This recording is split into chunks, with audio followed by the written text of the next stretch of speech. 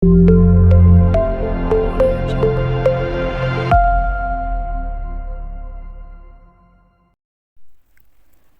қымтап киіндіре бермеңіз. Перзентханадан шығып үйге келген соң балаға бас киім кигізіп қажеті жоқ. Балаға суық тиеді, еңбек арқылы салқын тиеді дегендер миф. Үй температурасы 20-22 градус болған жөн. Әрине, шала туылған балалар үшін температура сәл жоғары болғаны дұрыс. Бірақ бала өсе келе осындай температурада еш жаурамай жүруі керек. Ал олай тоңбай жүру үшін баланы салқынмен шынықтыру қажет. Үйде шұлық кигізбейсіз. Жалпы баланың үйде бір ғана іш киіммен, подгузникпен жүруі иммунитеттің де дамуына да пайдалы. Күннен күнге судың температурасын түсіре отырып, беті қолдарын сәл салқындау сумен жуасыз. Суға шомылдырғанда да жылы судан бастап, жайлап судың температурасын төмендетіп отырасыз. Әрине, бала тітіркеніп, ыңғайсыздық сезінбеу қажет. Қысты күні бет-аузын шарфпен жаппаймыз. Толыққанды тамақтану иммунитеттің жұмысына аса қажет. Себебі түрлі жеміс-жидектер, көкөністер, бұршақ тұқымдастар көптеген табиғи дәрумендерге бай. Британдық тамақтану фонды бойынша баланың бір порция тамағының көлемі баланың жұдырығындай болуы тиіс. Бала күніне 5 порция күрделі көмірсуларды, картоп, дәнді дақылдар, макарон, нан, 5 порция клетчатка, көкөністер, жемістер, 3 порция сүт өнімдері, 2 порция ақуыз, ет, балық, жаңғақ, бұршақ тұқымдастарды тұтынуы тиіс.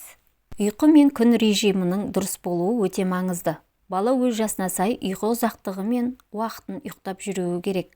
Қатты шаршап кетпеуін, ерте жатуын қадағалау ата-ананың міндеті. Өйткені осы ұйқы уақытында иммунды жасушалар өндіріліп, иммунитет қалпына келеді. Позитивті эмоциялардың негативті эмоциялардан көбірек болуы маңызды. Әрине, күйзеліссіз өмір сүру мүмкін емес. Күйзеліс ағзаға қажет, онсыз болмайды. Бірақ ол ұзаққа созылған күйзеліс болмауы керек.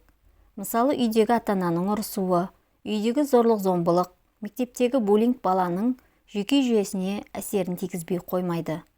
Баланы көбірек құшақтап, сүйіп, жақсы көретініңізді күніге айтып отыру өте маңызды. Бала физикалық белсенділік үстінде жүруі қажет. Яғни бала жүгіріп, секіріп, ойнағысы келсе еркіндік беріңіз. Оны тоқтатпаңыз. Қозғалысын шектемеңіз. Кішкентай сәби болса, шамалы гимнастика жасап, аударылу, еңбектеу, тұру, жүру сияқты қозғалыстарды уақытында дамыту керек. Үлкендеу балалармен бірге жаттығулар жасау, белсенді ойнауларына жағдай жасау. Өйткені физикалық белсенділік кезінде қан айналымы күшейіп, иммунды жүйенің жасушаларына тиісті мөлшерде қажетті пайдалы заттар барып, олардың дұрыс жұмыс жасауына ықпал етеді. Әрине, жоғарыда айтылған кеңестер өте қарапайым болып көрінуі мүмкін. Қаншалықты элементарный нәрселер болса да, өкінішке орай ескере бермейміз.